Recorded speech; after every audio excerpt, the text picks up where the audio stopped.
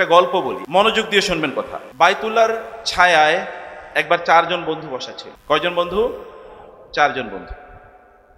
এদের একজনের নাম হলো ওরওয়া ইবনে জুবায়ের, আরেকজনের নাম হলো মুসআব ইবনে জুবায়ের, আরেকজনের নাম হলো আব্দুল্লাহ ইবনে জুবায়ের। 3 ভাই। নাম শুনেছেন কখনো?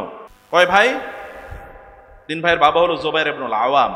আর এদের একজন বন্ধু, তার নাম হচ্ছে আব্দুল মালিক ইবনে মারওয়ান।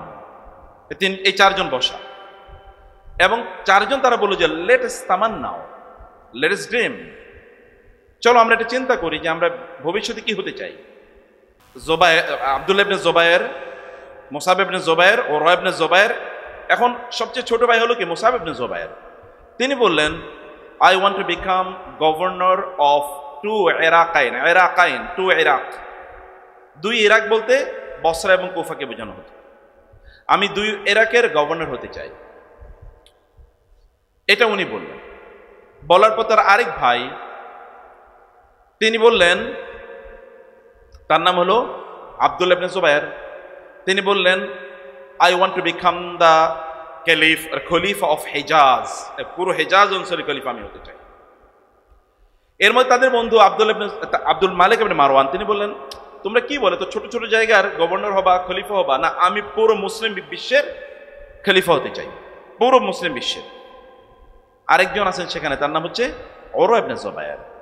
তিনি বলেন, তোমরা তো সবাই দুনিয়ার বিভিন্ন শাসন প্রশাসন ইত্যাদি চাওয়ার প্রত্যাশা করেছো, আমি হতে চাই দ্বীনি জ্ঞানের শাসক। দ্বীনি জ্ঞানে আমি এমন বুৎপত্তি অর্জন করতে চাই যে আমি একটা রেফারেন্স পয়েন্ট হব, লোকেরা আমার কাছে দ্বীনি জ্ঞান অর্জন করতে আসবে। এবং ইতিহাস সাক্ষী, এরা 4 জন কাবার চত্বরে বসে যে পরিকল্পনা করেছিল, at the prime of their life, at the prime time of their life, they have become that in their future life. তাদের পরবর্তী জীবনে তারা তাই হয়েছে। মুসআব তিনি হয়েছেন কি, 2 ইরাকের তিনি গভর্নর ছিলেন, এবং আব্দুল্লাহ ইবনে জুবায়ের তো এই অঞ্চলে তিনি কি খলিফা ছিলেন, তার সাথে যুদ্ধ হয়েছে, এটা আপনি জানেন, আমি সেই আলোচনায় যাচ্ছি না। এবং 3 নম্বরে কি আব্দুল মালিক ইবনে মারওয়ান, তিনি গোটা মুসলিম বিশ্বের কি তৎক্ষণাৎ খলিফা তিনি হয়েছেন। এবং ওরওয়া ইবনে জুবায়ের ইন্টারেস্টিংলি তৎকালীন মুসলিম বিশ্বে, বিশেষ করে মদিনায় 7 জন বলা হয় আল ফুকাহা আস-সাবা, 7 জন বড় ফকিহ যারা ছিল দ্বীনি জ্ঞানের রেফারেন্স পয়েন্ট, লোকেরা যেত এবং বলা হতো যে মদিনায় অথবা আরব বিশ্বে, মুসলিম বিশ্বে ফাতোয়া জারি করবে কেবলমাত্র 7 জন। এই 7 জন ছাড়া কোনো ফাতোয়া দিতে পারবে না, রাষ্ট্রীয় ফরমান। তোমাদের একজন ছিলেন কি ওরওয়া ইবনে জুবায়ের। লোকেরা সেখানে যেত এবং তার কাছ থেকে তারা জ্ঞান অর্জন করত। আপনারা যদি ভবিষ্যতে কোনো কিছু হতে চান, তাহলে আপনাদেরকে ঠিক এরকম একটি জায়গায় আপনাদেরকে যেতে হবে। আপনার হিটলারের নাম শুনেছেন, অথবা নেগেটিভ ভাবেই শুনেছেন, কিন্তু হিটলার কোন একটা সময় একটা ডিজাস্টারকে কেন্দ্র করে তিনি তার জীবনে এটা ছোট তিনি একটা ডায়েরি লিখেছেন, এবং এই ডায়েরি অনুসারে পরবর্তী তিনি জার্মানকে পরিচালনা করেছেন, আজকে যে জার্মানের কথা আপনি বলছেন। এবং বাংলাদেশের আমি কিছু মানুষের কথা জানি যারা তাদের স্টুডেন্ট লাইফে তারা চিন্তা করেছিল যে তারা কি হবে, তারা নোট নিয়েছে, ডায়েরি। আপনারা তো আজকে খুব ভালো করে লেখার সময় পাননি, কিন্তু তারা তাদের ব্যক্তিগত জীবনে তারা লিখেছে যে তারা কি হতে চায়, এবং তারা তাই হয়েছে সত্যিকার অর্থে। আপনারা এখানে আমি দেখেছিলাম যে আপনারা কি হতে চান, কিন্তু ভেরি আনফর্চুনেটলি তামিল মিল্লাতের ঐতিহ্য অনুসারে যেটা আমি চেয়েছিলাম যে আমি দেখবো, এখানে আপনারা বলছেন specific field, you have become much more specific, যে আমি একেবারে এই জায়গায় আমি এরকম হতে চাই। অনেকে বলছেন ভালো ডক্টর, হোয়াট ডাজ ইট মিন? অনেকে বলছেন ব্যবসায়ী, হোয়াট ডাজ ইট মিন? আপনি কিসের ব্যবসা করতে চাচ্ছেন? ইয়া, ড্রিমটাকে আপনি অনেক বড় করে রেখেছেন, আরো ছোট, কিন্তু আলেম হবেন এরকম আমি কম দেখেছি, হয়তো বা ভিতরে আরো অনেকে লিখেছেন। আজকের এই সেমিনার বা কনফারেন্সের মূল যে আইডিয়া, সেই আইডিয়াটা আমি দেখি যে আপনাদের কাছ থেকে মিসিং। প্রথমত কথা হচ্ছে, দেখুন তো, আচ্ছা এখন থেকে 1400 বছর আগে এই পৃথিবীতে সবচেয়ে ধনী লোক কারা ছিল? কয়জনের নাম বলতে পারবেন? সবচেয়ে ধনী? হ্যাঁ, একজনের নামও জানে না নাকি? 1400 বছর আগে উসমান রাদিয়াল্লাহু তাআলা আনহু তো 1400 বছর আগেই মারা গেছেন, তারও আগে। আচ্ছা 1450 বছরের কথা আমি বলছি, সেটা ইসলামের শুরুতে। আচ্ছা 1300 বছর আগে সবচেয়ে বড় ধনী কারা ছিল বলেন? 1200 বছর আগে 1100 বছর আগে, 1000 বছর আগে পৃথিবী তখন তৎকালীন মুসলিম বাদ দিয়ে অন্যদের সায়েন্টিস্ট কারা ছিল বলেন?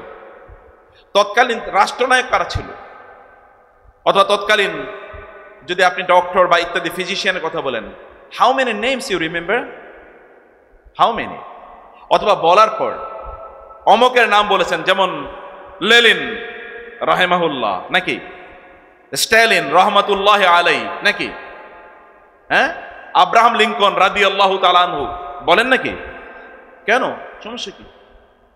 যেই কয়েকজনের নাম আপনারা জানেন, জর্জ ওয়াশিংটন আলাইহিস সালাম, বলবেন নাকি? তাদের বলছেন না। কেন বলছেন? কেন বলছেন না? আল্লাহ সুবহানাহু ওয়া তাআলার কাছে একদল লোক আছে এত এলিট, আল্লাহ সুবহানাহু ওয়া তাআলা অন্যান্য মানুষের উপর এটা বাধ্যতামূলক করে দেন তাদের জন্য দোয়া করতে। ইমাম নববীর নাম শুনেছেন আপনারা? কেন? ইমাম নবী কি অনেক টাকা পয়সার মালিক ছিল নাকি? উনি কি অনেক বড় ব্যবসায়ী ছিলেন? ইমাম নবী কি ছিলেন? উনি কত বছর বয়সে মারা যান জানেন আপনারা? কত? when he was only 45, যখন তার বয়স 45 তখন তিনি মারা যান।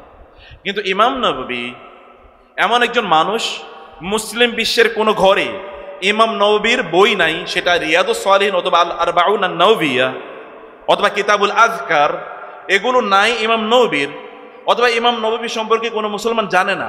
It is impossible, unimaginable. এটা কেউ চিন্তা করতে পারে না, এটা কেউ চিন্তা করতে ভাবতেও পারে না। এবং ইমাম নববী বললেই লোকেরা ভেতর থেকে, আপনারা যারা হাদিস পড়েন তাকে একটু ইমাম নববী পড়তেই হবে, এছাড়া কোনো উপায় নাই। আচ্ছা, ইমাম বুখারী কি ছিলেন বলেন তো? ইমাম বুখারী ছিলেন কি? এমন কোন মানুষ আছে যিনি হাদিস পড়েন অথবা যারা ইসলাম সম্পর্কে জানেন কিন্তু ইমাম বুখারীর নাম জানেন না, এরকম কেউ আছে? এমনকি ইমাম বুখারীর নামও আমরা ভালো করে জানি না, কিন্তু বুখারার নাম আমরা জানি, কারণ তিনি বুখারে জন্মগ্রহণ করেছেন। একটা জায়গা পর্যন্ত ইমাম বুখারীর কারণে, তার কারণে একটা জায়গা পর্যন্ত গোটা পৃথিবীর মানুষের নাম মুখস্থ হয়ে গেছে। যেই জায়গাটিতে সত্যিকার অর্থে আমাদেরকে খালিদাম মুখাল্লাদান মানুষের অন্তরে এবং আল্লাহ সুবহানাহু ওয়া তাআলার পক্ষ থেকে আমাদের নামগুলো আল্লাহ তাআলার সৃষ্টির মাঝে একেবারে খোদাই করে লেখা হয়ে থাকবে, সেই জায়গাটা আমরা মিস করছি এবং গোটা উম্মাহ সেটা মিস করছে, গোটা উম্মাহ সেটা মিস করছে। ইবনে হাজার আসকালানী রাহিমাহুল্লাহ, আপনার তার নাম বুখারী, সহিহুল বুখারী পড়লে অথবা হাদিস পড়লে ইবনে হাজারের নাম কে মানে না জেনে তো আপনি থাকতে পারবেন না। ইমাম যাহাবীর নাম না জেনে আপনি থাকতেই পারবেন না। সাহাবায়ে কেরামদের মধ্যে সবচেয়ে প্রসিদ্ধ সাহাবী কারা? আপনি দেখবেন যারা অনেক বেশি নলেজের মধ্যে তাদের নিজেদেরকে ইনভলভ করেছিল। আপনার আব্দুল্লাহ ইবনে আব্বাসের নাম শুনেছেন না, রাদিয়াল্লাহু তাআলা আনহুমা? আপনাদের বয়স তার হয়তো বা তার চেয়ে অনেক কম। তিনি মদিনায় যখন যান হিজরত করে, তখন তার বয়স 12 অথবা 13, এবং তিনি ছিলেন আল মুস্তাদআফিন মিনার রিজালি ওয়ান নিসাই ওয়াল উইলদান অন্তর্ভুক্ত। তিনি এবং তার মা, তারা মদিনায় হিজরত করে যান 8ম হিজরি সনে, যখন মক্কা বিজয় হয়। তার আগে যেতে পারেন না, কারণ তার বাবা তখন ইসলাম গ্রহণ করেন নাই। মক্কা বিজয়ের সময় তিনি ইসলাম গ্রহণ করেছেন, আব্বাস রাদিয়াল্লাহু তাআলা আনহু। তারপরে তার মদিনায় যান, যাওয়ার পর তার মা তাকে বললেন যে তোমার খালা হচ্ছেন রাসূল সাল্লাল্লাহু আলাইহি ওয়াসাল্লামের স্ত্রী, তুমি যাও 1 রাত তোমার খালার বাসায় থাকো, যেই দিন রাসূল তোমার খালার বাসায় থাকবেন সেদিন তার কাছে গিয়ে থাকো এবং দেখো যে তিনি তার রাতটা কিভাবে কাটান। তোমরা তো দিনে তিনি কি করেন এটা দেখো, কিন্তু রাতে তিনি কি করেন এটা জানো না। You will have to know what does he do in nights, in his night time. তার রাতের বেলা তিনি করেন কি এটা তোমাদেরকে দেখতে হবে, তুমি যাও। তিনি গেলেন। আপনাকে শুনছেন আমার কথা? তিনি সেখানে গেলেন, যাওয়ার পরে তিনি বললেন মাইমুনা রাদিয়াল্লাহু তাআলা আনহা, এর ঘরে রাসূলুল্লাহ সাল্লাল্লাহু আলাইহি ওয়াসাল্লাম, মাইমুনা এবং রাসূলুল্লাহ সাল্লাল্লাহু আলাইহি ওয়াসাল্লাম একই বালিশে একদিকে শুয়ে আছেন, বালিশের অন্যদিকে ফিরে শুয়ে আছেন হচ্ছে আব্দুল্লাহ ইবনে আব্বাস, ছোট আব্দুল্লাহ। সেখানে কেন গিয়েছেন বলেন তো? কেন গিয়েছেন আপনি বলেন তো, কেন গিয়েছেন? হ্যাঁ হ্যাঁ, আপনি যিনি আমাদেরকে তাকিয়ে আছেন, হ্যাঁ আপনি হ্যাঁ হ্যাঁ, না ওই যে, হ্যাঁ উঠেন, বলেন না, বলেন আপনি উঠেন। কেন গিয়েছিলেন? হ্যাঁ,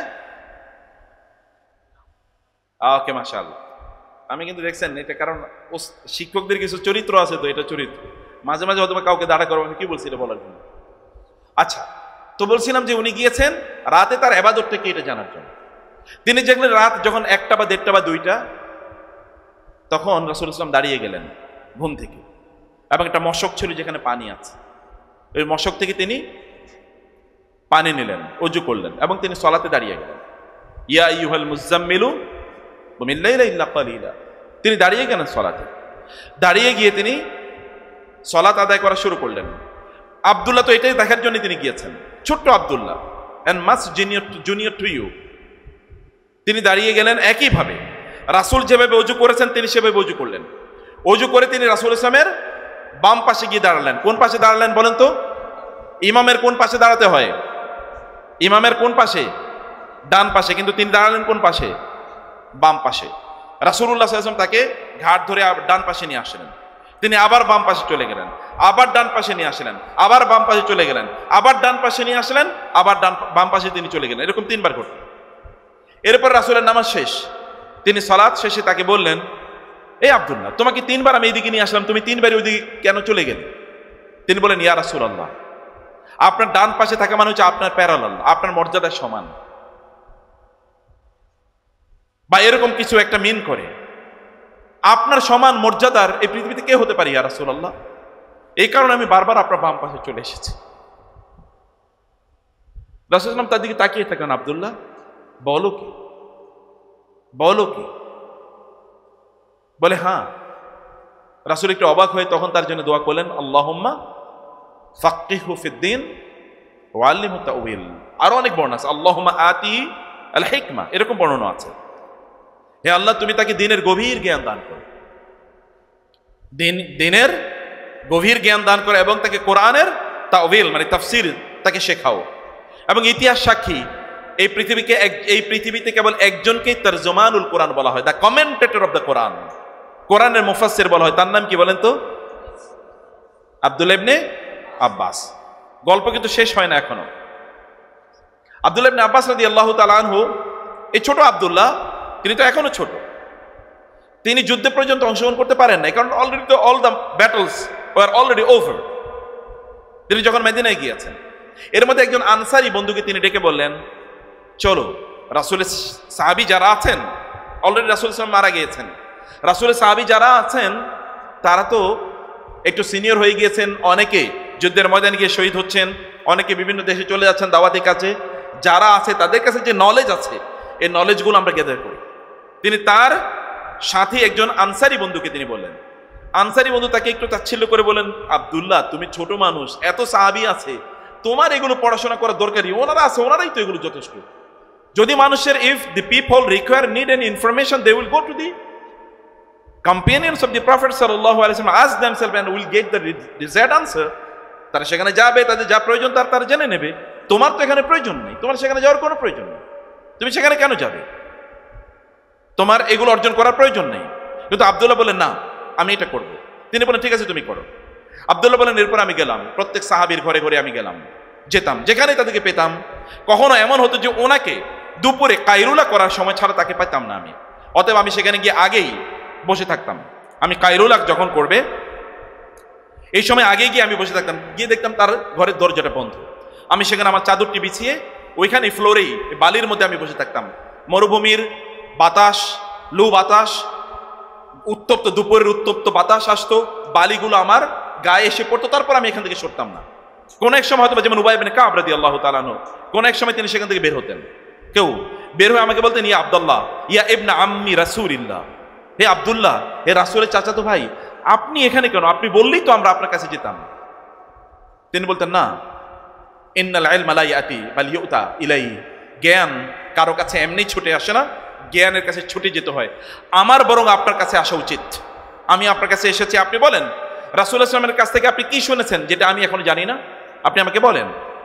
বলে তিনি বলতেন, এবং আমি সেগুলো মুখস্থ করতাম, আমি সেগুলো লিখতাম। এমন একটা সময় হলো যে এখন সাহাবায়ে কেরামদের কাছে যত তথ্য ছিল, রাসূলের রেখে যাওয়া জ্ঞান, এগুলো সব এখন আমার কাছে আছে। এখন মানুষের কোনো কিছু প্রয়োজন হলে তারা আমার কাছে দৌড়ে আসে।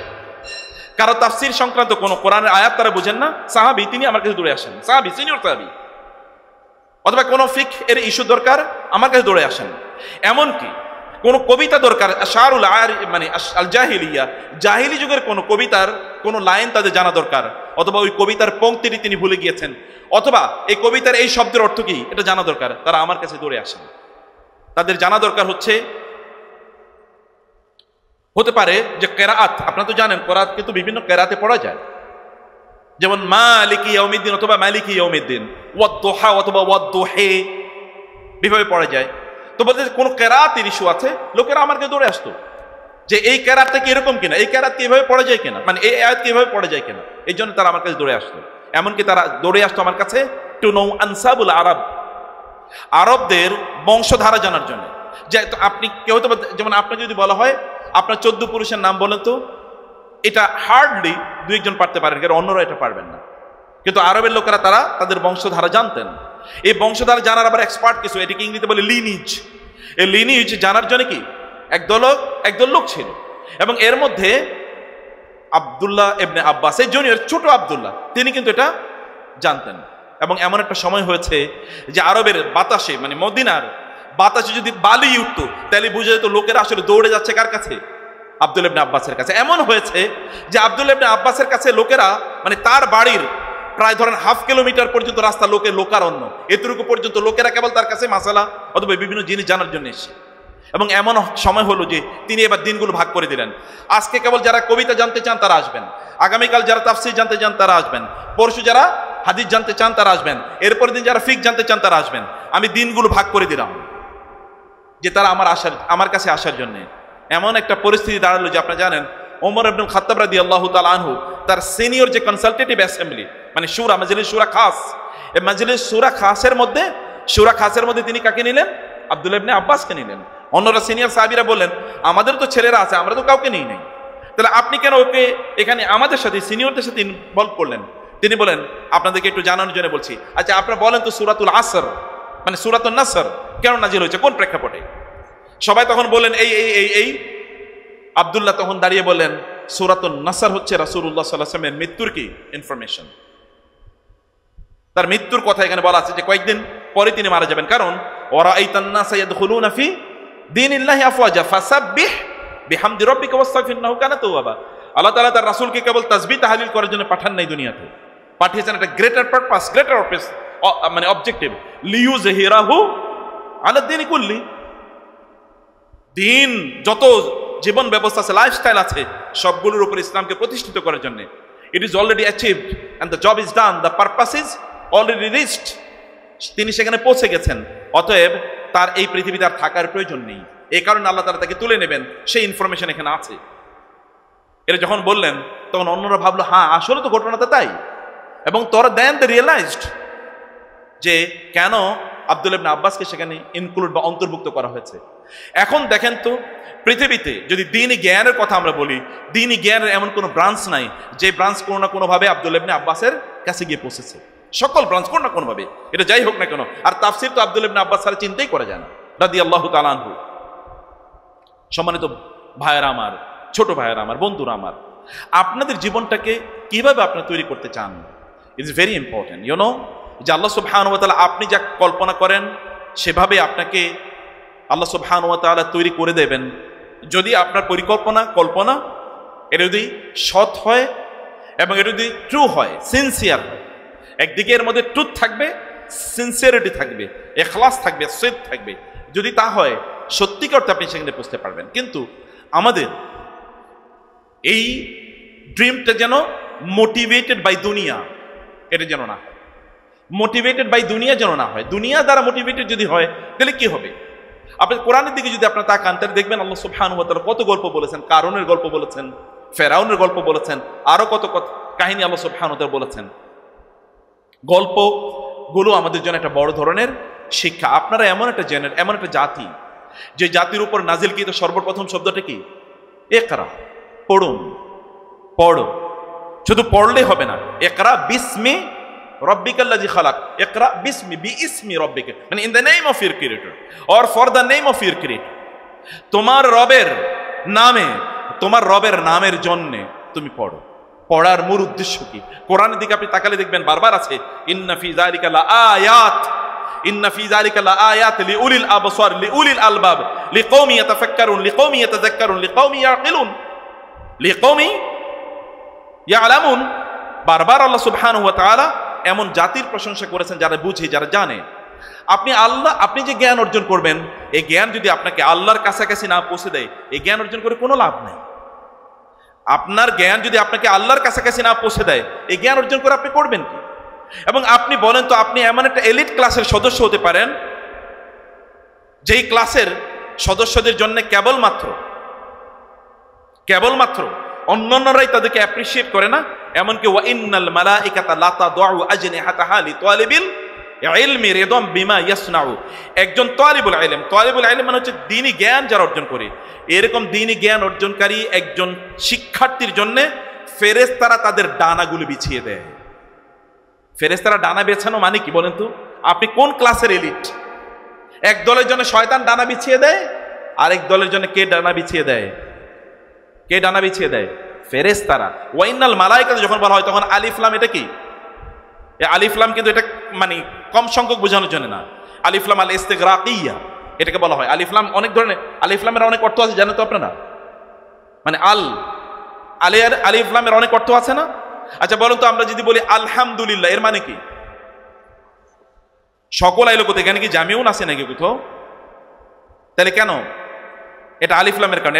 আলিফ লাম আল ইস্তিগরাকিয়া, আল আহাদি, আল জিহনি, আলিফ লামের অনেক আছে। এটা আপনাদের এগুলো জ্ঞানের মানে অন্যান্য ব্রাঞ্চ, আমি সেই জায়গায় যাচ্ছি না। আমি বলছি যে যখন আল্লাহ তাআলা, যখন রাসূল বলেন ওয়া ইন্নাল মালাইকাতা, তখন এখানে আলিফ লাম হচ্ছে অল দি এঞ্জেলস।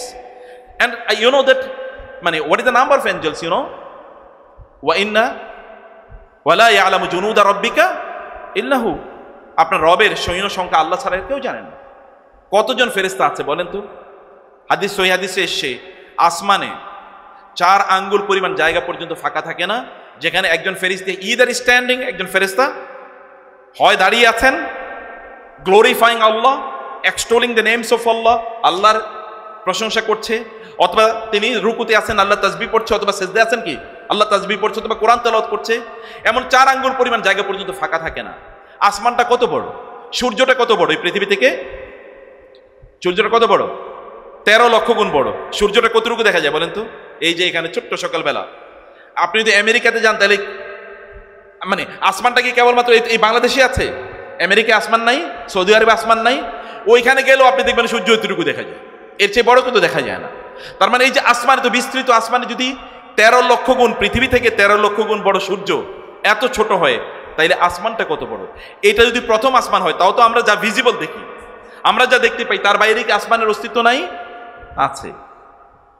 এটা যদি এত বড় হয় এবং প্রত্যেকটা জায়গায় যদি এতজন ফেরেশতা আল্লাহ তাআলার কাছে আপনাদের জন্য দোয়া করতে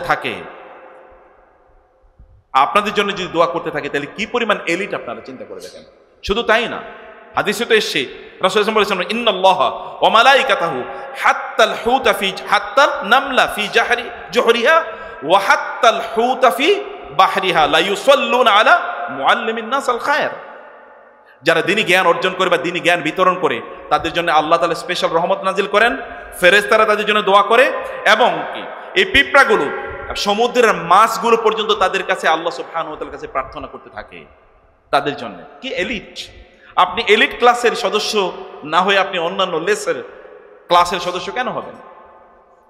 আমি তার মানে নেগেট করছি না আপনাদেরকে যে আপনারা অন্য কিছু করবেন না। যারা ব্যবসায়ী হতে চান, আমি তো জানি না, ব্যবসায়ীকে আমি খুবই ভালোবাসি, ব্যবসা খুবই ভালো জিনিস। আপনি প্রচুর পরিমাণ সম্পদের মালিক হন, যেমন ওসমান ইবনে আফফান রাদিয়াল্লাহু তাআলা আনহু ছিলেন। ইসলাম প্রচারের ক্ষেত্রে সবচেয়ে বেশি কাজ যারা করেছে এরা সবাই ধনী ছিলেন, যেমন আবু বকর রাদিয়াল্লাহু তাআলা আনহু, খাদিজাতুল কুবরা রাদিয়াল্লাহু তাআলা আনহা, অথবা ওসমান ইবনে আফফান রাদিয়াল্লাহু তাআলা আনহু। তাবুকের যুদ্ধে ওসমান রাদিয়াল্লাহু তাআলা আনহু এত পরিমাণ দান করলেন যে রাসূলুল্লাহ সাল্লাল্লাহু আলাইহি ওয়াসাল্লাম সর্বশেষ বললেন যে এরপর থেকে ওসমান জীবনে যাই করবে না কেন তার কোনো ক্ষতি হবে না, তার মানে তার কোনো গুনাহ হবে না, যাই করুক। Already all of his future sins are also offset and forgiven. তার ভবিষ্যতের গুনাহ সব মাফ। এমন কাজ তিনি করেছেন তাবুকের যুদ্ধে, এত পরিমাণ দান করেছেন। You will have to possess properties, owner of huge properties, সেটা হতে হবে, কিন্তু at the sacrifice or at the cost of knowledge, দ্বীনি জ্ঞানের পরিবর্তে সেটা না। আপনার ইবনে সিনার নাম শুনেছেন, ডাক্তার যারা হতে চান, আপনি কি জানেন তো ইবনে সিনা একজন বড় মুফাসসির ছিলেন? এখনো আপনি গুগলকে জিজ্ঞেস করেন যে ইবনে সিনার তাফসিরের নাম কি, দেখেন এখন আপনাকে গুগল তার পিডিএফ দিয়ে দেবে তাফসিরের বইয়ের। আল খাওয়ারিজম তারা তো বড় কি, তারা বড় ইসলামী স্কলার ছিলেন। যদি আপনি যারা বলছেন যে ইয়ে হতে চান, কি বলে, ম্যাথমেটিশিয়ান হতে চান, যারা বলছেন ফিজিসিস্ট বা কেমিস্ট হতে চান, আপনি দেখেন জাবের ইবনে হাইয়ান অথবা ইবনে আল হাইসাম, এরা বড় তো, এরা প্রত্যেকে মুহাদ্দিস, মুফাসসির অথবা মুফতি। আপনি যে ইবনে রাজির কথা বলেন, তাহলে তার তাফসিরই তো পৃথিবীর সবচেয়ে বড় তাফসির গ্রন্থ। যদি আল রাজির কথা বলেন, সত্যিকার অর্থে দ্বীনি জ্ঞান যদি আমরা অর্জন না করি, তাহলে অন্যান্য কোনো কিছু আমাদেরকে এগিয়ে দিয়ে দিতে পারবে না। কিন্তু দ্বীনি জ্ঞান অর্জন করা আসলে ফর্মুলা। কিভাবে আপনি দ্বীনি জ্ঞান অর্জন করবেন? দ্বীনি জ্ঞান যদি এটা আল্লাহর সাথে কানেক্টেড না থাকে, তাহলে এই দ্বীনি জ্ঞান আপনি কোনোদিন অর্জন করতে পারবেন না। আপনি কি শুনছেন আমার কথা? Do you follow me? শুনছেন? দ্বীনি জ্ঞান অর্জন করতে হলে কি করতে হবে বলেন তো? আল্লাহর সাথে রিলেশনটা কমিয়ে দিতে হবে নাকি? আল্লাহর সাথে রিলেশন বাড়াতে হবে না কমাতে হবে? আল্লাহর সাথে রিলেশন বাড়াতে হবে, ব্যাপক পরিমাণে বাড়াতে হবে। এবং আপনি জানেন, বিজ্ঞান বলে যে মানুষের ব্রেনে রক্ত যত বেশি সার্কুলেটেড হবে, তত তার কি জ্ঞান অথবা তার ব্রেনের ক্যাপাসিটি, আন্ডারস্ট্যান্ডিং পাওয়ার, এগুলো তার অনেক বাড়তে থাকবে। মেমোরাইজিং পাওয়ার, আন্ডারস্ট্যান্ডিং ক্যাপাবিলিটি, এগুলো তার বাড়বে যত এখানে ব্লাড সার্কুলেশন হবে। এখন ব্লাড সার্কুলেশন সবচেয়ে বেশি হয় কখন বলেন তো? যখন সেজদায় মানুষ যায়। ওয়াসজুদ ওয়াকতারিব, এবং রাসূল সাল্লাল্লাহু আলাইহি ওয়াসাল্লাম বলেছেন আকরাউ মা ইয়াকুনুল আবদু মিনার রাব্বি ওয়া হুয়া সাজিদুন ফাআকসিরু ফিহি দুআ, অথবা অন্য হাদিসে সে ফাকামিনুন আন ইউস্তাজাবা লাকুম, যখন লোকেরা সেজদায় লুটিয়ে পড়ে তখন তারা আল্লাহ সবচেয়ে বেশি নিকটবর্তী হয়। ওয়াসজুদ ওয়াকতারিব, সেজদা দাও তোমরা আল্লাহর নিকটবর্তী হবা। আল্লাহর নিকটবর্তী হওয়া মানে আল্লাহ সুবহানাহু ওয়া তাআলা সম্পর্কে তুমি অনেক বেশি জানবা। আল্লাহর সাথে যদি কানেক্টিভিটি আপনার তৈরি না হয়, তাহলে এই জ্ঞান কোনো কাজে লাগবে না। আইনস্টাইনের জ্ঞানের উপর ভিত্তি করে লোকেরা অ্যাটম বোম বানিয়েছে। এবং আপনারা জানেন 1945-এ যখন নাগাসাকি এবং হিরোশিমাতে আমেরিকানরা যখন অ্যাটম বোম নিক্ষেপ করে, মুহূর্তের মধ্যে 3 লক্ষ লোক মারা যায়, 3 লক্ষ, এবং এরা সব পাউডার হয়ে যায়। লোকেরা পাউডার হয়ে গিয়েছে সব মানুষের দেহগুলো। আর বাকিরা তো এত কত লক্ষ লক্ষ চিলড্রেন, অথবা তারা কি, তারা বিকলাঙ্গ হিসেবে জন্ম নিয়েছে, অথবা যারা বেঁচে ছিল তারা এরকম বিকলাঙ্গ হয়ে গিয়েছে লক্ষ লক্ষ। যখন অন্যদিকে যখন ইমাম রাজিকে তখনকার শাসকরা এসে বললেন আমাদেরকে একটু বিষ কিভাবে বানাবে ফর্মুলাটা শিখিয়ে দেন, অথবা আপনি আমাদেরকে বিষ বানিয়ে দেন, তিনি বললেন নো, এটা কখনো করবো না, কারণ আপনার ভালো মানুষ না, বিষ দিয়ে আপনার মানুষকে হত্যা করবেন, অথবা আমি বিষ বানানোর ফর্মুলাই দেবো না আপনাদেরকে। This is the difference between ethical knowledge and non-Muslim scholar. This is the difference between Muslim scientist and non-Muslim scientists. Ethics যদি আপনাকে ড্রাইভ না করে তাহলে এই নলেজ দিয়ে কি হবে? ডিস্ট্রাকটিভ। এই নলেজ কোনোদিনই, নলেজ কেবল কিছু ইনফরমেশনের নাম না। আপনি এখানে কেবল মোটিভেটেড হয়ে যাবেন, এরপরে আপনার মোটিভেশন থাকবে না, তাহলে হবে না। কোনো জ্ঞান যদি আপনাকে আল্লাহ থেকে বিমুখ করে দেয়, তাহলে এটা জ্ঞানই না। জ্ঞান শয়তানের নাই, আছে কিনা? শয়তানের জ্ঞান নাই, আছে। কিন্তু শয়তানের জ্ঞান কি ওকে একবারও আল্লাহমুখী করেছে বলেন তো? আচ্ছা, শয়তান জান্নাতে, শয়তানও অপরাধ করেছে, আদম আলাইহিস সালাম কি ভুল করেছে নাকি? আদম আলাইহিস সালামকে আল্লাহ তাআলা বলেছেন লা তাকরাবু হাযিহিশ শাজারা, এই গাছের কাছে যায়েন না। জান্নাতে গাছ কি একটাই ছিল? জান্নাত নামই তো মানে কি বাগান, বাগিচা। তার মানে এখানে গাছ ভর্তি, গাছ তো একটা ছিল না, কেবল আল্লাহ বলেছেন হাযিহিশ শাজারা, অনলি দিস ট্রি, ওয়ান, এই গাছের কাছে যায়েন না। শয়তান তাকে এই গাছের কাছে নিয়ে গিয়েছে, তিনি ওই গাছ থেকে ফল খেয়েছেন। শয়তান অবাধ্য হলো আল্লাহর। ওয়া আসা আদামু রাব্বাহু ফাগাওয়া, আদম আলাইহিস সালাম অবাধ্য হলেন মুহূর্তের জন্য। এর মধ্যে একজন কি করেছে বলেন তো? সুম্মা তাবাহু রাব্বুহু ফাতাবা আলাইহি ওয়া হাদা। এরপরে আল্লাহ সুবহানাহু ওয়া তাআলার কাছে তিনি দোয়া করলেন, বললেন রব্বানা যালামনা আনফুসানা, ইমিডিয়েটলি, সাথে সাথে। এবং তিনি হয়ে গেলেন নবী, প্রথম নবী। আর শয়তান কি করেছে? শয়তানকে বলা হলো তুমি কেন তাকে সিজদা দিলা না? শয়তান বলল আসজুদু লিমান খালাকতা তুইনা আনা খায়রুম মিনহু খালাকতানি মিন নার ওয়া খালাকতাহু মিন তিন। আপনি তাকে বানিয়েছেন মাটি দিয়ে, আমাকে বানালেন আগুন দিয়ে, আমি তো আনা খায়রুম, আই এম বেটার দেন হিম, আমি তার চেয়ে ভালো, আমি তাকে কেন সিজদা করব? এরপরে শয়তানকে আল্লাহ তাআলা বলেন এখান থেকে বের হও, ফাইন্নাকা রাজিম ওয়া ইন্না আলাইকা লানাতি ইলা ইয়াউমিদ্দিন, যাও বের হও, তুমি কি, তুমি বিতাড়িত, এবং তোমার উপর কিয়ামত পর্যন্ত আমার লানত পড়বে। শয়তান সাথে সাথে বলতে পারতো সরি, আমার মাফ করে দিন আল্লাহ, আমি ভুল করে ফেলছি, বলা দরকার ছিল না? আচ্ছা, গত এই বিলিয়ন বিলিয়ন বছর পর্যন্ত শয়তান কি একবার বলছে আল্লাহ আমার মাফ করে দেন? আচ্ছা, ও বলতে পারতো না? বলতে পারতো কিনা? ওকে আল্লাহকে দেখেন নাই? দেখা মানে আল্লাহ সুবহানাহু ওয়া তাআলা শ্রেষ্ঠত্ব কিছু দেখে নাই, গ্রেটনেস দেখে নাই? দেখেছে তো, আল্লাহ সুবহানাহু ওয়া তাআলা গ্রেটনেস দেখেছে, কিন্তু তা তো তাকে বাঁচাতে পারে নাই, কারণ সেই সত্যি করতে আল্লাহর সাথে কানেক্টিভিটি নষ্ট করে দিয়েছে। আপনার জ্ঞান যদি আল্লাহর সাথে কানেক্টিভিটি নষ্ট করে দেয়, তাহলে এটা তো স্যাটানিক নলেজ, এটা স্যাটানিক নলেজ। এই নলেজ দিয়ে আপনি দুনিয়াও বাঁচতে পারবেন, আখিরাতেও বাঁচতে পারবেন না। আপনি যাই হতে চান না কেন, আপনি অনেক বড় ডক্টর হতে চান, ফিজিশিয়ান হতে চান, বিজনেসম্যান হতে চান, but if it is at the cost of knowledge, দিনই নলেজ, যদি দিনই জ্ঞানকে বাদ দিয়ে আপনি এটা করতে চান, তাহলে আপনি দেখেন পৃথিবীতে আপনার চেয়ে বড় টাকা পয়সাওয়ালার মালিক আছে কিনা।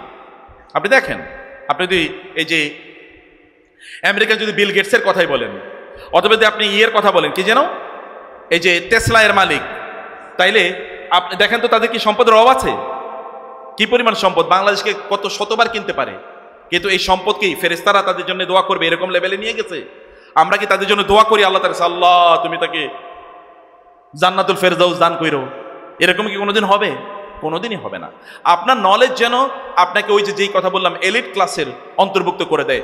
আপনার জ্ঞান যদি আপনাকে আল্লাহর সামনে লুটিয়ে পড়তে বাধ্য না করে, তাহলে এই জ্ঞান দিয়ে কোনো কাজ হবে না, না আপনার না মানবতার কারো কোনো কাজে লাগবে না এই জ্ঞান, না আপনার কাজে লাগবে না মানবতার কাজে লাগবে। আচ্ছা বলেন তো, সাহাবায়ে কেরামরা গোটা পৃথিবী শাসন করে নাই? করেছে কিনা? সাহাবায়ে কেরামরা গোটা পৃথিবী শাসন করেছে কিনা? তাদের কি ছিল? কেবল দ্বীনি নলেজ ছিল, আর কিছু ছিল না।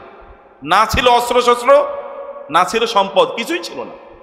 তারা গোটা পৃথিবী তাদের পায়ের কাছে এসে মাথা নত করতে হয়েছে। আল্লাহ তাআলা তাদের চিত্রায়ন করেছেন কোরআনে, তাদের Allah has painted their picture in the Quran. মুহাম্মাদুর রাসূলুল্লাহি ওয়াল্লাযীনা মাআহু আশিদ্দাউ আলা, এরপরে পড়েন সীমাহুম ফি উজুহিহিম মিন আসারিস সুজুদ যালিকা মাসালুহুম ফিত তাওরাত ওয়া মাসালুহুম ফিল ইনজিলি কাযারইন আখরাজা শাতআহু ফাআযারাহু ফাস্তাগলাযা ফাস্তাওয়া আলা সুকি ইউজিবুজ যুররা লিয়াগীযা বিহিমুল কুফার। কাফেররা তাদেরকে দেখে মানে পেরেশান হয়ে যে কিভাবে এই লোক তৈরি হলো। এগুলো তৈরি হয়েছে কোথায়? দারুল আরকাম বিশ্ববিদ্যালয়ে বা তামিরুল মিল্লাত মাদ্রাসার মতো একটা প্রতিষ্ঠান। ওইখানে কিন্তু সায়েন্স অথবা ম্যাথ এগুলো পড়ানো হতো না, সেখানে আল্লাহর সাথে তাদের কানেক্টিভিটি তৈরি করে দেওয়া হলো। আল্লাহর সাথে কানেক্টিভিটি তৈরি করে দেওয়ার পর এদের পরবর্তী প্রজন্মে আল্লাহ তাআলা এমন মানুষ তৈরি করলেন যারা পৃথিবীর সত্যিকারের সায়েন্টিফিক রেনেসাঁ তৈরি করেছিল। যখন ইউরোপিয়ানরা জঙ্গলে বসবাস করে, ইভেন কি সিভিলাইজড লাইফ বলতে কোনো কিছু ছিল না, সায়েন্টিফিক ইনকোয়ারি তো বহুত পরের কথা, নলেজের এরকম কোনো জ্ঞান অর্জনের এরকম প্রাতিষ্ঠানিক রূপ তো বহু পরের কথা। যখন এগুলো কোনো কিছু ছিল না, তখনও কর্ডোবাতে মুসলমানদের প্রায় 78 ওয়ার্ল্ড ক্লাস ইউনিভার্সিটি। কর্ডোবাতে, মুসলিম স্পেনে একটা শহরে কেবলমাত্র 78টা জগৎ বিখ্যাত বিশ্ববিদ্যালয়, যেগুলোর মান ছিল অক্সফোর্ড হার্ভার্ডের মতো, যেগুলো মান ছিল অক্সফোর্ড এবং হার্ভার্ডের মতো। রাসূল সাল্লাল্লাহু আলাইহি ওয়াসাল্লাম কেবল এরকম একটা নলেজ বেসড কমিউনিটি তৈরি করে দিয়েছেন, এবং এই নলেজ দিয়ে গোটা পৃথিবীকে তারা কি করেছেন? আলোকিত করে। লিতুখরিজান নাসা মিনাজ যুলুমাতি ইলান নূর, মানুষকে অন্ধকার থেকে আলোর পথে নিয়ে এসেছেন। নলেজকে বলা হয় নলেজ ইজ পাওয়ার। আমরা এখন কাদের মাধ্যমে পরিচালিত হই বলেন তো? কাদের? আমরা এখন নলেজের মাধ্যমে পরিচালিত হই। এটা যাদের নলেজ বেশি তারাই পৃথিবীকে পরিচালনা করে। নলেজের মাধ্যমে তো সব হচ্ছে নাকি? আচ্ছা বলে, এই যে ক্যামেরাগুলো, এতগুলো ক্যামেরা কারা আবিষ্কার করেছে? আমরা, আমাদের পূর্বপুরুষরা আবিষ্কার করেছে, কিন্তু পরবর্তী তারা আমরা এটা ধরে রাখিনি। এয়ার কন্ডিশন এটা আমরা আবিষ্কার করেছি? করিনি। এগুলো সব দেখেন ইউরোপে। আপনি যদি এখন সোশ্যাল মিডিয়ার কথা বলেন, ফেসবুক, ইউটিউব, এগুলো কারা করেছে?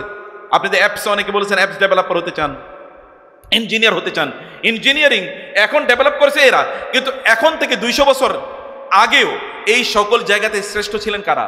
মুসলিমরা। অন্য কেউ ধারে কাছেও ছিল না, অন্য কেউ আশপাশেও ছিল না। আর যারা এই সকল জায়গাগুলোতে শ্রেষ্ঠত্ব অর্জন করেছিল, এরা প্রত্যেকেই ছিলেন মুসলিম স্কলার। এবং তাদের জামা কাপড় যদি আপনি দেখেন, তাহলে দেখবেন আপনাদের মতো জামা কাপড়। আপনি জানতো দেখেন জাবের ইবনে আল হাইয়ান অথবা ইবনে আল হাইসাম অথবা আল রাজেস অথবা ইবনে রুজ অথবা ইবনে সিনা, এদেরকে আপনি দেখেন তো, গুগলে সার্চ দেন যে তাদের ইমেজটা কেমন ছিল, দেখেন এখনো ছবি আর চলে আসবে একজন আরব শায়েখের মতো, বিশাল দাড়ি, টুপি, পাঞ্জাবি, আলখাল্লা, এরকম একটা অবস্থায়। সায়েন্স গোটাটা নিয়ন্ত্রণ করেছে মুসলমানরা, কিন্তু তারা দ্বীনি জ্ঞানকে কখনোই কি ছেড়ে দিয়ে তারপরে নিয়ন্ত্রণ করেন নাই। কারণ দ্বীনি জ্ঞান এটা আল্লাহ সুবহানাহু ওয়া তাআলার পক্ষ থেকে আপনাকে নভেল মানুষে পরিণত করবে, এবং আপনার পরবর্তী জ্ঞান অর্জনের কাজটা আপনার জন্য অনেক অনেক সহজ করে দেবে, আপনার জন্য এটা আরো সহজ করে দেবে। আল্লাহ সুবহানাহু ওয়া তাআলার কাছে যখন আপনি সিজদায় লুটিয়ে পড়বেন, তখন আল্লাহ সুবহানাহু ওয়া তাআলা এটি আপনার জন্য সহজ করে দেবে। সম্মানিত ভাইরা আমার, এই কারণে আপনি যদি জ্ঞান অর্জন করতে গিয়ে নামাজকে শর্ট করেন অথবা নামাজকে ছোট করেন অথবা নামাজকে পরিত্যাগ করে দেন, এই জ্ঞান আপনাকে দুনিয়াও বাঁচাতে পারবেন, আখিরাতেও বাঁচাতে পারবে না। আপনি উইল বি নো হোয়ার, কোথাও আপনি বুঝতে পারবেন না। রাতের বেলা আপনি করেন কি? আপনার আগামীকাল পরীক্ষা, সারা রাত জেগে আপনি নামাজ আদায় করেছেন, কিন্তু আমাদের সালাফরা নাই, সারা রাত জুড়ে আপনি কি করেছেন? পড়াশোনা করেছেন। আমাদের সালাফরা তা করতেন না। আচ্ছা, আপনার রাসূলের কথা চিন্তা করে দেখেন তো, তার চেয়ে বড় জ্ঞানী পৃথিবীতে কে ছিল? কেউ আছেন তার চেয়ে বড় জ্ঞানী? না। এমনকি আমাদের মুসলিম স্কলাররা বলতেন, যেমন ওয়াহাব বিন মুনাব্বিহ তিনি বলছেন, আল্লাহ তাআলা তার রাসূলকে যে জ্ঞান দিয়েছেন, এই জ্ঞানকে যদি এক পাশে রাখা হয় এবং পৃথিবীর সকল মানুষকে যে জ্ঞান দেওয়া হয়েছে এগুলোকে যদি এক পাশে রাখা হয়, তাহলে এটার উদাহরণ হবে এরকম: একটা মরুভূমিতে গোটা মরুভূমি কি বালিতে ভর্তি, গোটা মরুভূমির বালি, এই বালিটা হচ্ছে রাসূলুল্লাহ সাল্লাল্লাহু আলাইহি ওয়াসাল্লামের নলেজের উদাহরণ। আর ওই বালু থেকে একটা বালি নিয়ে কাউকে দেওয়া হলো, এটা হচ্ছে গোটা পৃথিবীর সকল মানুষের জ্ঞানের উদাহরণ। কিয়ামত পর্যন্ত এমন কোন নলেজ আসবে না যেই নলেজ কোনো না কোনো ভাবে রাসূলুল্লাহ সাল্লাল্লাহু আলাইহি ওয়াসাল্লামের সাথে সম্পৃক্ত হয়। It is traced in the Quran or in the Sunnah or indicated by the prophet সাল্লাল্লাহু আলাইহি ওয়াসাল্লাম, by Allah all his messenger. Allah অথবা আল্লাহ রাসূল বলে গিয়েছেন, নলেজের এমন কোনো জায়গা আপনি খুঁজে পাবেন না, কোনো না কোনো ভাবে এটা দেখা যাবে এটা আল্লাহ এবং আল্লাহ রাসূল বলে গিয়েছেন। জ্ঞান এইরকম লেভেলের জ্ঞান রাসূলুল্লাহ সাল্লাল্লাহু আলাইহি ওয়াসাল্লাম দিয়ে গিয়েছেন। তারপরে তাহলে তিনি করতেন কি রাতের বেলা? তিনি রাতে কি করতেন? ইয়া আইয়ুহাল মুযাম্মিলু কুমিল লাইলা ইল্লা কালিলা নিসফাহু আও ইনকুস মিনহু কালিলা আও জিদ আলাইহি ওয়ারাত্তিলিল কুরআন তারতিল। দেখেন তো তার রাত কিভাবে কাটে, তার রাত কিভাবে কাটে। তিনি রাতের বেলা আল্লাহর সামনে দাঁড়িয়ে যেতেন, আর দিনের বেলা আল্লাহ সুবহানাহু ওয়া তাআলার কাছ থেকে তার জন্য ওহী চলে আসতো। জানেন আপনারা সূরাতুল কাহাফ নাজিলের প্রেক্ষাপট, সূরাতুল কাহাফ নাজিলের প্রেক্ষাপট আপনারা জানেন তো। এই যে পারস্য বিজয়ের ঘটনা, রাসূলুল্লাহ সাল্লাল্লাহু আলাইহি ওয়াসাল্লাম একজন সাহাবীকে পাঠালেন, আব্দুল ইবনে সাহমি রাদিয়াল্লাহু তাআলা আনহুকে তিনি পাঠালেন সেখানে তাকে। যাই হোক, তিনি সেখানে গেলেন, রাসূলের চিঠি নিয়ে গেলেন। তখনকার সম্রাট খসরু সেকেন্ড রাসূল সাল্লাল্লাহু আলাইহি ওয়াসাল্লাম কি চিঠিটাকে একেবারে ছিন্ন বিচ্ছিন্ন করে দিল। রাসূলুল্লাহ সাল্লাল্লাহু আলাইহি ওয়াসাল্লাম তার বিরুদ্ধে বদদুয়া করলেন, আল্লাহুম্মা মাজ্জিক মুলকাহু, সে যেভাবে আমার এই চিঠিকে সে ছিন্ন বিচ্ছিন্ন করে দিয়েছে, তার রাজত্বকে তুমি এমনিভাবে ছিন্ন বিচ্ছিন্ন করে দাও। তার কাছে অলরেডি এই সংবাদ চলে গেছে, সে খুবই ক্ষিপ্ত হয়ে গেল। ক্ষিপ্ত হয়ে যাওয়ার পর তারই একজন গভর্নর, তার নাম ছিল বাজান, বাজান এর কাছে চিঠি পাঠালো যে তুমি মুহাম্মদকে ধরে নিয়ে আসো তোমার এলাকায়, নিয়ে এসে তাকে শাস্তি দাও, এবং সে আমার বিরুদ্ধে এরকম উদ্যত দেখিয়েছে। এর মধ্যে বাজান থেকে দুজন গেল, তাবুকের যুদ্ধের পর রাসূল মদিনায়, বাজান থেকে দুজন খুবই শক্তিশালী সৈনিক গেল রাসূলের সাথে মদিনা সাক্ষাৎ করার জন্য, এবং গিয়ে রাসূলের সাথে খুবই রাগত স্বরে বলল, আপনি নাকি সম্রাটের বিরুদ্ধে এরকম কথাবার্তা বলেছেন, সম্রাট আমাদেরকে পাঠিয়েছে আপনাকে ধরে নিয়ে যাওয়ার জন্য, আপনি আমাদের সাথে চলেন, অথবা আপনি কয়েকদিন পরে বাজানের দরবারে গিয়ে আপনি হাজিরা দেবেন, আদারওয়াইজ এটা কিন্তু সম্রাট যদি খেপে তাহলে কিন্তু আপনার এগুলো সব চূর্ণ বিচূর্ণ করে ফেলবে। রাসূল খুবই শান্ত, তিনি বললেন, আগামীকাল আমার সাথে সাক্ষাৎ করতে আসো। আগামীকাল সকালে তারা আসলো।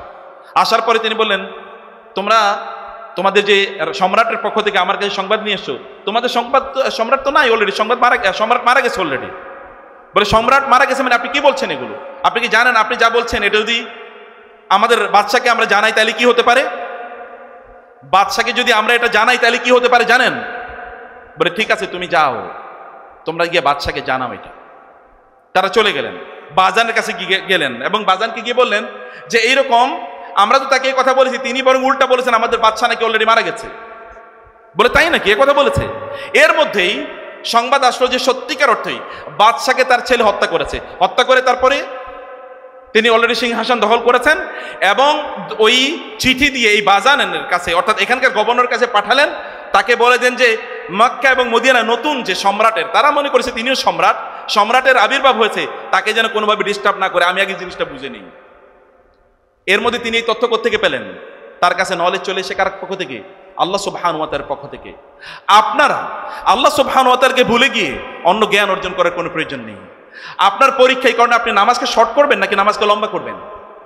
নামাজকে লম্বা করবেন। ইন্না লাকা ফিন নাহারি সাবহান তাওয়িলা, দিনের বেলা আপনাকে অনেক কাজ করতে হবে। আল্লাহ তাআলা তার রাসূলকে বলছেন দিনের বেলা আপনার ব্যাপক পরিমাণ কাজ আছে, অনেক কাজ আছে। এই কারণে আপনাকে রাতের বেলা দাঁড়িয়ে নামাজ আদায় করতে হবে।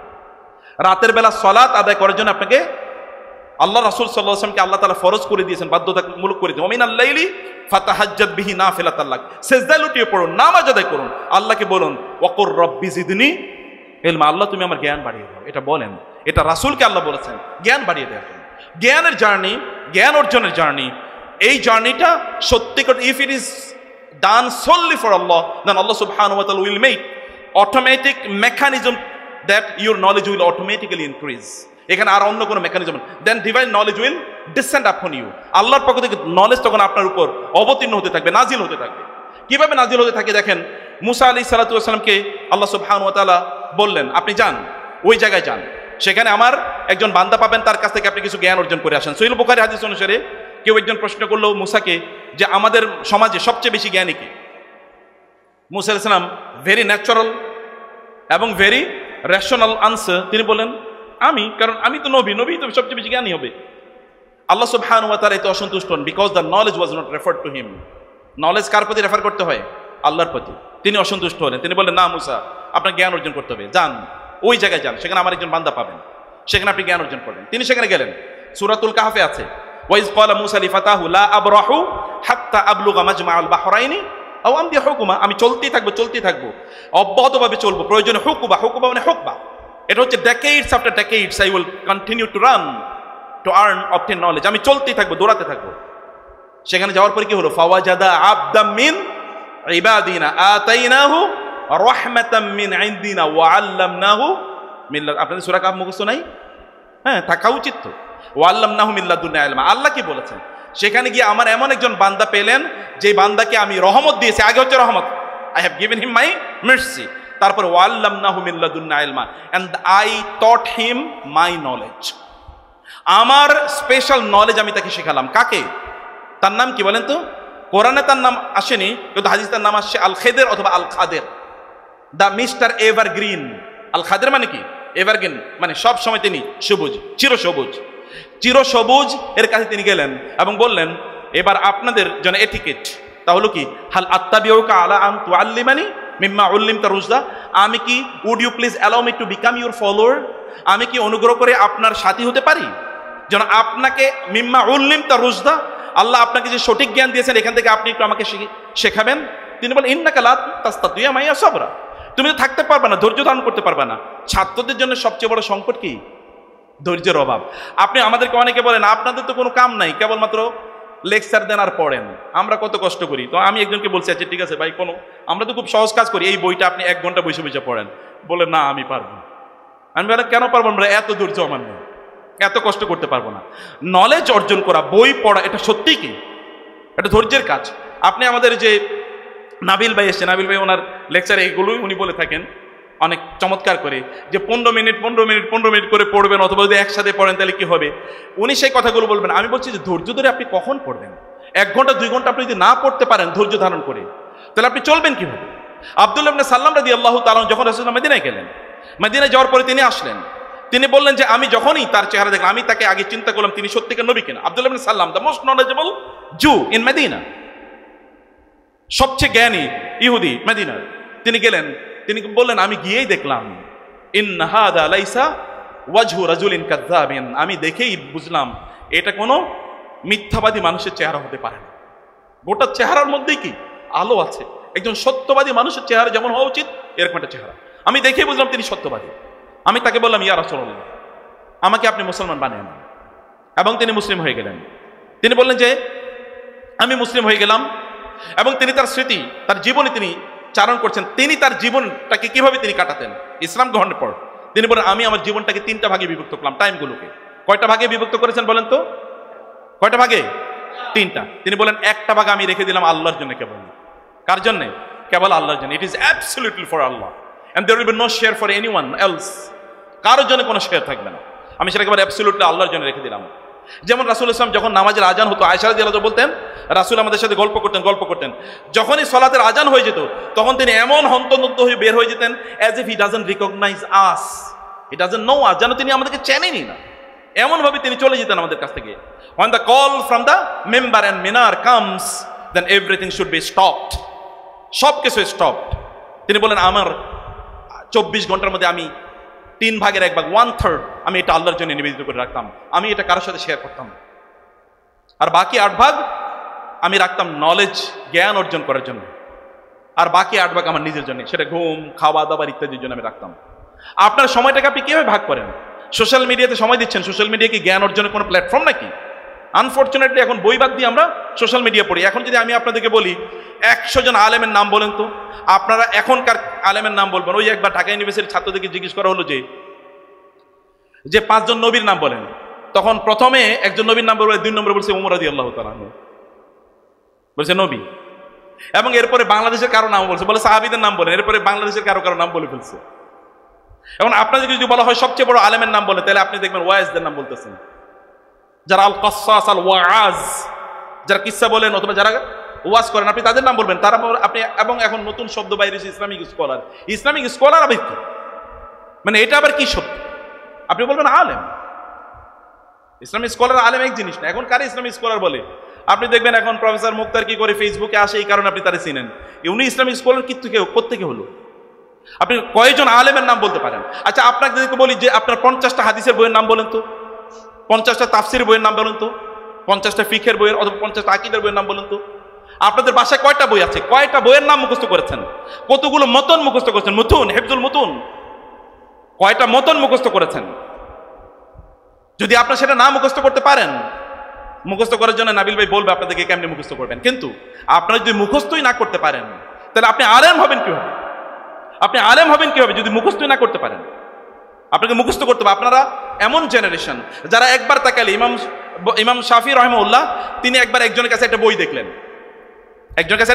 বলে যে বইটা তো খুবই ভালো, বলে কিন্তু তোমার দেওয়া যাবে না।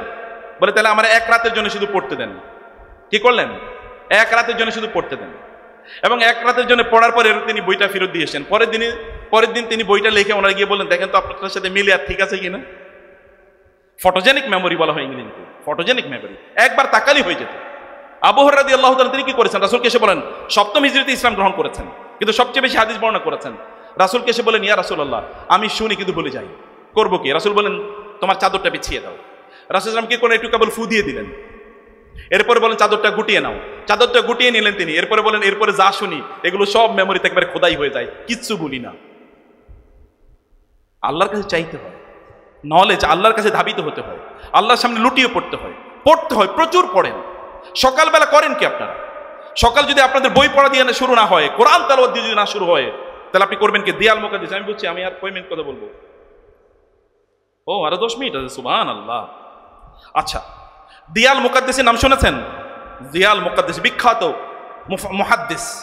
দিয়াল মুকাদ্দিস তিনি বলেছেন, আমি আমার উস্তাদের কাছে গেলাম এবং আমি তাকে গিয়ে বললাম যে আমার তো মুখস্থ একটু প্রবলেম আছে, আমি করবো কি? তখন তিনি বলেন, আকসির মিন তিলাওয়াতিল কোরআন, আকসির মিন তিলাওয়াতিল Quran, increase your timing of reading the Quran, তোমার কোরআন তেলাওয়াতের সময় বাড়ায় দাও। ফাইন্নাহু ইয়াতায়াসসারু লাকা আলা কদরি মা তাকরাউ মিনাল কোরআন, বিকজ তুমি যতটুকু কোরআন পড়বা প্রপোর্শনেটলি জ্ঞান অর্জন করা, মুখস্থ করা তোমার জন্য সহজ হয়ে যাবে। তিনি বললেন, ফারাআইতুহু যালিক ওয়া জাররাবতুহু কাসীরান ফি হায়াতি, then I have started to observe it and experiment it in my life. আমি এটাকে একটু দেখা শুরু করলাম, আমার জীবনে এক্সপেরিমেন্ট করা শুরু করলাম, এবং আমি দেখলাম যত আমি কোরআন বেশি পড়ি তত হাদিস আমার মুখস্থ হয়ে যায়। কোরআন পড়ি 2 ঘন্টা, হাদিস পড়ি 1 ঘন্টা, কিন্তু হাদিস মুখস্থ হয়ে যাচ্ছে সব। এমন একটা সময় হলো, আমার মনে হলো যে কোরআনই পড়ি বেশি, হাদিস কম পড়ি। পড়তেছি কোরআন, হাদিসের এক্সপার্ট হচ্ছি, পড়ছি কোরআন, কিন্তু এক্সপার্ট হচ্ছি কিসের? হাদিসের। কোরআন যত তেলাওয়াত করবেন আপনি তত এক্সপার্ট হয়ে উঠবেন অন্য নলেজে। You don't read the Quran, recite the Quran, you don't have enough time to read the Quran because you read stories, গল্প, ইউটিউব, ফেসবুকে ইত্যাদি আপনি সময় কাটাচ্ছেন, আর আপনি ভাবছেন আপনি অনেক বড় আলেম হয়ে যাবেন। Never. If you don't spend your time with Allah while reading the book of Allah, while prostrating or falling in prostration in front of him, আপনি তার সামনে সেজদায় লুটিয়ে পড়লেন না, তার কিতাব আপনি পড়লেন না, দ্বীনি জ্ঞান অর্জন হবে না, অন্য কিছু হতে পারে। দ্বীনি জ্ঞান একটা এলিট ক্লাসের জ্ঞান, এটা এমন একটা, এটা ভেরি সেন্সিটিভ, এটা এমন যে এটা সবার কাছে আসে না, এটা কেবল আল্লাহ সুবহানাহু ওয়া তাআলা একদল লোকের দেন, যাদেরকে আল্লাহ তাআলা ভালো। ওই যে আল্লাহ বলেছেন, আবদাম মিন ইবাদিনা, মাই বেলাভেড সার্ভেন্ট, আমার প্রিয় বান্দা আমি তাকে প্রদান করি। এরকম প্রিয় বান্দায় আপনার নিজকে উন্নীত হতে হবে। দ্বীনি জ্ঞান অর্জন করতে হলে আপনাকে আল্লাহ সম্পর্কে চিন্তা করতে হবে, আপনাকে চিন্তায় কন্টেম্পলেশন আপনাকে যেতে হবে। আপনি ভাবেন কিনা বলেন যে সৃষ্টি জগৎ নিয়ে আপনি ভাবছেন? আপনি চিন্তা করে দেখেন সৃষ্টি জগৎ নিয়ে আপনি কতটুকু ভাবেন? কে সৃষ্টি করলেন? তিনি কেন সৃষ্টি করলেন? কেন তিনি সৃষ্টি করেছেন? আমাদের এই সময়ের সবচেয়ে বড় ট্র্যাজেডি হলো তিনটে জিনিস, এবং খ্রিস্টানরা, ইহুদিরা এর টোটাল প্রজেক্ট হলো এই তিনটে জিনিস আমাদের মধ্যে ইনস্টল করে দেয়া। তোর মধ্যে একটা হচ্ছে যে তাদের প্রজেক্ট হলো তারা আমাদের পারপাস অফ লাইফ এটা আমাদেরকে কাছ থেকে ডিলিট করে দেবে। এবং আপনারা অনেকেই জানেন what is the purpose of your, why are you existing on earth, why you are created, to whom you will return. আপনি কেন আছেন? আপনি কার কাছে যাবেন? কে আপনাকে সৃষ্টি করলো? এইটা ইকুয়েশন থেকে এটাকে একেবারে বাদ দিয়ে দেবে। এই কারণে আপনি দেখেন ইউনিভার্সিটি থেকে আপনি যদি একেবারে স্কুল থেকে শুরু করেন, প্রাইমারি স্কুল থেকে শুরু করে, প্লে গ্রুপ থেকে শুরু করে মাস্টার্স না পিএইচডি পর্যন্ত কোথাও নাই গডের কোনো আলোচনা, ক্রিয়েটরের কোনো আলোচনা নাই। আছে নাই কোথাও? মাদ্রাসায় আপনার পড়ছেন দেখে কিছু আলোচনা পাচ্ছেন, তাও যে পরিস্থিতির সামনে তাও থাকবে না মনে হয় শেষ পর্যন্ত, বিকজ এগুলো ডিক্রিজ করছে গ্র্যাজুয়ালি, কিন্তু এর পরিবর্তে ঢুকছে কি অন্য কিছু। অতএব আল্লাহকে অথবা আপনার এক্সিস্টেন্সিয়াল যে পারপাস এটাকে আপনার কাছ থেকে ভুলিয়ে দেওয়া হবে। এবং এটা দেখবেন আপনাদের অনেকের চিন্তার মধ্যে তাই, আমি এরকম হতে চাই, এরকম হতে চাই, এর মধ্যে আল্লাহ তাআলা কিন্তু ইকুয়েশনের মধ্যেই নাই, অথবা আপনার পারপাস অফ এক্সিস্টেন্স এটা ইকুয়েশনের মধ্যে না। আপনি কেন আছেন এই পৃথিবীতে এটা হয়তো আপনি ভাবেনও না। 2 নম্বর কি জানেন? 2 নম্বর হচ্ছে আমাদেরকে কেবলমাত্র দুনিয়া কেন্দ্রিক করে দেওয়া হবে। দেখবেন আপনি কেবল অট্টালিকা নির্মাণ, সংস্কার, পৃথিবীতে সবচেয়ে করাপ্ট কান্ট্রিগুলো কি করে? ডেভেলপমেন্টের টাকা বেশি খরচ করে। কারণ কি জানেন? কারণ ডেভেলপমেন্টে চুরি করা যায় বেশি। বাংলাদেশে কি হয়েছিল? চুরি কোন জায়গায় হয়েছে? হয় পদ্মা ব্রিজ, অথবা মেট্রো রেল, অথবা ফ্লাইওভার, অথবা ব্রিজ অ্যান্ড কালভার্ট নির্মাণ। পৃথিবীতে সবচেয়ে বড় চুরির জায়গা হচ্ছে এটা। এবং মানে সত্যিকার অর্থে মানে আমেরিকান একজন স্পাই, এবং সত্যিকার অর্থে যারা এই মানে করে থাকে, যারা বিভিন্ন জায়গায় যারা ধরেন আমেরিকান ইন্টারেস্টগুলোকে প্রমোট করে থাকে, এরকম একজন ব্যক্তি, তিনি তার অটোবায়োগ্রাফিতে তিনি বলেছেন আমাদের কাজ ছিল করাপ্ট গভর্নমেন্টগুলোর সাথে নেগোসিয়েশন করে তাদের ডেভেলপমেন্টের খাতগুলোতে টাকা দেয়া। তাইতে 2টা কাজ হবে, ওরা চুরি করতে পারবে, আর আমরা তাদের চুরি সম্পর্কে জানার কারণে আমাদের প্রতি কি থাকবে? লয়াল থাকবে। কারণ আমরা তো জানি ওরা চুরি করছে কোথায়, অতএব ওরা আমাদের বিরুদ্ধে কোনোদিনই কথা বলতে পারবে না, কোনোদিন তারা আমাদের বিরুদ্ধে কথাবার্তা বলতে পারবে না। এইরকম সত্যিকার অর্থে এই জায়গাগুলোতে হয়ে থাকে। কারণ আমরা কেবল এগুলো নিয়ে আছি, এগুলো আমাদের চিন্তার মধ্যে আছে। আমি কেবল কি বিল্ডিং অট্টালিকা নির্মাণ করব, সংস্কার বলতে আমরা তাই হয়তো বুঝি না। সংস্কার বলতে সত্যি করতে মানুষকে সংস্কার করা। মানুষ যদি ভালো না হয় আপনি কি করে, আপনি কার জন্য সংস্কার করবেন? কার জন্য আপনি উন্নয়ন করবেন? রাসূলুল্লাহ সাল্লাল্লাহু আলাইহি ওয়াসাল্লাম যাদেরকে তৈরি করেছেন তারা কি ছিল বলেন তো? আরবের মরুভূমিতে এমনও তো হয়েছে, সাহাবায়ে কেরামরা বলেছেন, আমরা এমনও হয়েছে যে পরপর দীর্ঘদিন পর্যন্ত না খাওয়ার কারণে আমরা যখন পায়খানা করতাম তখন ছাগল পায়খানা করলে যেরকম ছোট ছোট বের হয়, মানে পাথরের মতো, নুড়ি পাথরের মতো, আমরা এরকম পায়খানা করতাম মাঝে মাঝে। কিন্তু আল্লাহ তাআলা তাদেরকে এমন ক্ষমতা দিয়েছেন, গোটা পৃথিবী তাদের কাছে আত্মসমর্পণ করেছে। কিসের কারণ? জায়গা কোথায়? পাওয়ারটা কোথায় তাদের? Spiritual power is more important than your physical পাওয়ার।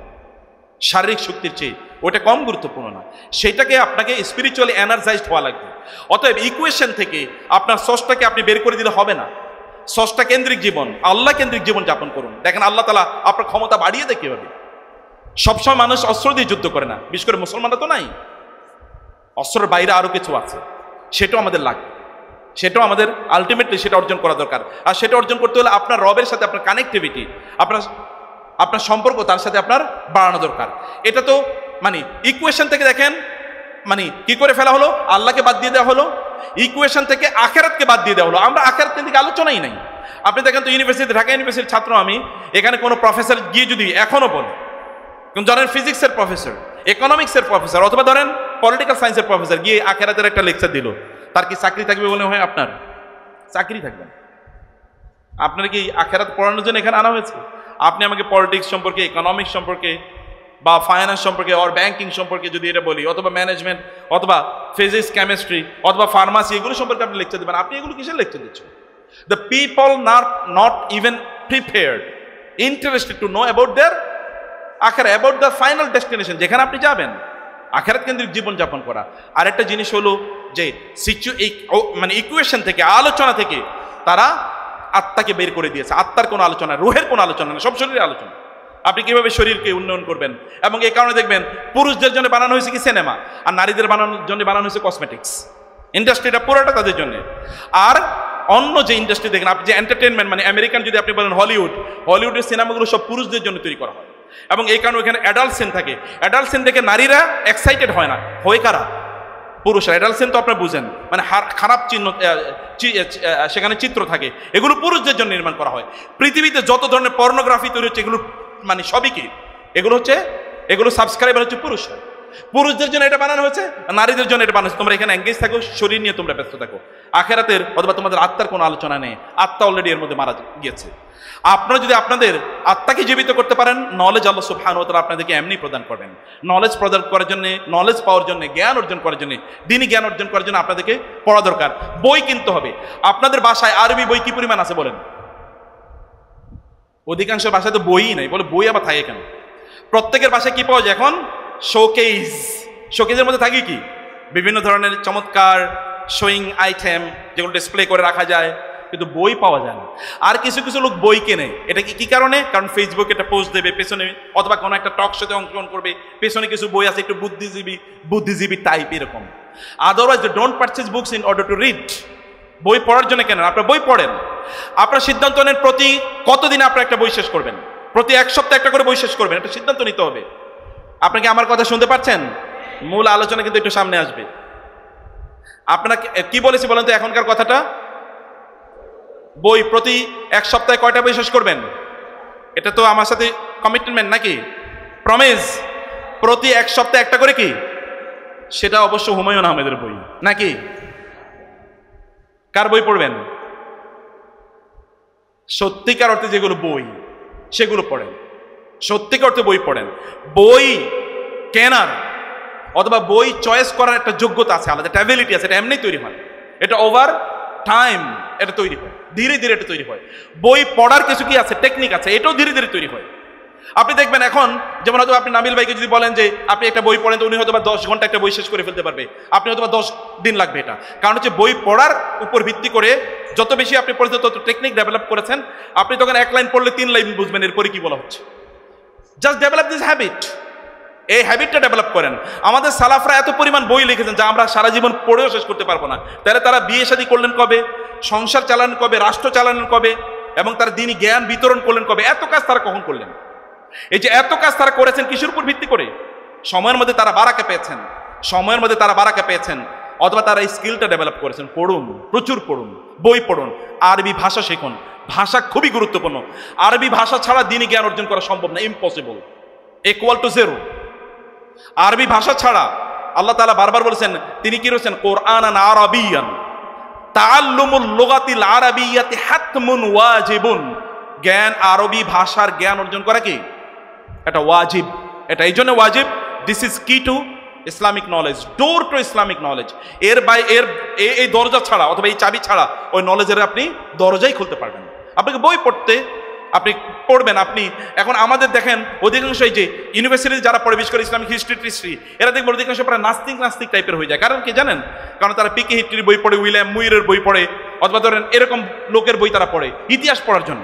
আর ওরা খ্রিস্টান, ওরা যেহেতু ওরিয়েন্টালিস্ট, ইসলাম বিদ্বেষী, ওরা ইসলামের হিস্ট্রিকে এমনভাবে চিত্রিত করেছে যে আপনার অন্তরে ইসলাম সম্পর্কে ঘৃণা তৈরি হবে। অথচ আপনি ইবনে কাসির এ পড়েন না, আপনি ইবনে জারির পড়েন না, অথবা আপনি ধরেন মানে ইমাম ইবনে শিহাব আজ-জুহরি পড়েন না, ইমাম জাহাবি আপনি পড়েন না। আপনি যদি এগুলো না পড়ে তাহলে কিভাবে জানবেন? আপনাকে আমাদের মুসলিম স্কলারদের বই আপনাকে পড়তে হবে, যে তারা আসলে কি লিখেছেন। সালাফদের বই আপনাকে পড়তে হবে। এবং এগুলো যদি আপনি পড়তে চান তাহলে আপনাকে বাংলায় তো আর অনুবাদ নয়, আপনাকে আরবিতে পড়তে হবে। আরবি ভাষার জ্ঞান অর্জন করুন। আরবি ভাষার জ্ঞান অর্জন করার জন্য আরবি সাহিত্য ভালো করে বুঝতে হবে। আপনারা জানেন ওমর রাদিয়াল্লাহু আনহু বলেছেন, তোমরা যদি কোরআন বুঝতে চাও তাহলে তোমাদেরকে জাহিলি যুগের সাহিত্য জানা বুঝা তোমাদের জন্য বাধ্যতামূলক, ফরজ। বাচ্চারা যদি আরবি না জানতো তাহলে তিনি তাদেরকে পেটাতেন, ওমর রাদিয়াল্লাহু তাআলা আনহু। কেউ যদি আরবি অশুদ্ধ বলতেন তাহলে তিনি তাদেরকে পিটাতেন। আর আমরা জ্ঞান অর্জন করব, আলেম হবো, কিন্তু আরবি ভাষার আমরা জ্ঞান অর্জন করব না, সেটা তো হতে পারে না। অনেকে ইংরেজির প্রফেসর হতে চান, সমস্যা কি? অবশ্যই হবেন, কিন্তু not again at the cost of Arabic knowledge or the knowledge of Arabic language. কারণ পৃথিবীর সকল ভাষার মা কোনটা? উম্মুল লুগাত, the mother of all languages. এমন কোনো ভাষা নাই যেই ভাষা আরবি থেকে হ্যাভিলি টেক করে না, হ্যাভিলি। ইংরেজি তো কত হাজার শব্দ আরবদের কাছ থেকে নিয়েছে উইদাউট রিকগনাইজিং অর অ্যাকনলেজমেন্ট, অতএব এটা সর্ট অফ চুরি। আর যদি রিকগনাইজ করে তাহলে ভালো কথা। হাজার হাজার আপনার সায়েন্স এবং সায়েন্সের হাজার হাজার শব্দগুলো সব আরবিক আরবদের থেকে নেওয়া হয়েছে। তো আপনি যদি আরবি না জানেন তাহলে এত বড় নলেজের যে ওয়ার্ল্ডে আপনি অবশ্যই যেতে পারবেন না। তো আমরা আলেম হতে চাই নাকি বলেন? হ্যাঁ, আলেম হতে চাই। আলেম হলে আপনি তো সত্যিকার অর্থেই আল্লাহ সুবহানাহু ওয়া তাআলা আপনার মর্যাদা এমন বাড়িয়ে দেবেন যে অন্য সব কিছু আপনার জন্য দোয়া করবে। এবং you die and the people will remember your names even decades after decades, centuries after centuries, even after millennia। যেমন আমরা এখন আমাদের পূর্বপুরুষদের তাদের স্মরণ করছি, তাদের জন্য দোয়া করছি। আল্লাহ সুবহানাহু ওয়া তাআলা যেন আমরা সত্যিকার অর্থে আলেম হতে পারি, আল্লাহ তাআলা আমাদেরকে সেই তৌফিক দান করুন। আবার আমরা আলেম হব একদিকে ওমর রাদিয়াল্লাহু আনহুর মতো শ্রেষ্ঠতম নলেজেবল, আবার পৃথিবীর শ্রেষ্ঠতম শাসক, দুনিয়াও চালাতে চাই, আখিরাতেরও নেতা, king of this world and king in the hereafter. দুনিয়ারও রাজা, আখিরাতেরও কি রাজা। দুনিয়ার রাজা হতে চাই আমি, কিন্তু দুনিয়ার বিরুদ্ধে বলি নেই। দুনিয়ারও রাজা হবেন, আখিরাতেরও রাজা হবেন, দুই রাজত্ব যেন আমাদের থাকে ইনশাআল্লাহ। কি বলেন ইনশাআল্লাহ? আল্লাহ সুবহানাহু ওয়া তাআলা আমাদেরকে কবুল করে নিন। আল্লাহুম্মা আমিন। হাযা ওয়া সাল্লাল্লাহু সুবহানাহু ওয়া তাআলা নবিয়ানা মুহাম্মদ ওয়া আলিহি ওয়া সাহবিহি আজমাইন। সুবহানাকা আল্লাহুম্মা বিহামদিক আশহাদু আল্লা ইলাহা ইল্লা আনতা আস্তাগফিরুকা ওয়া আতুবু ইলাইক। ওয়াসসালামু আলাইকুম ওয়া রাহমাতুল্লাহি ওয়া বারাকাতুহু।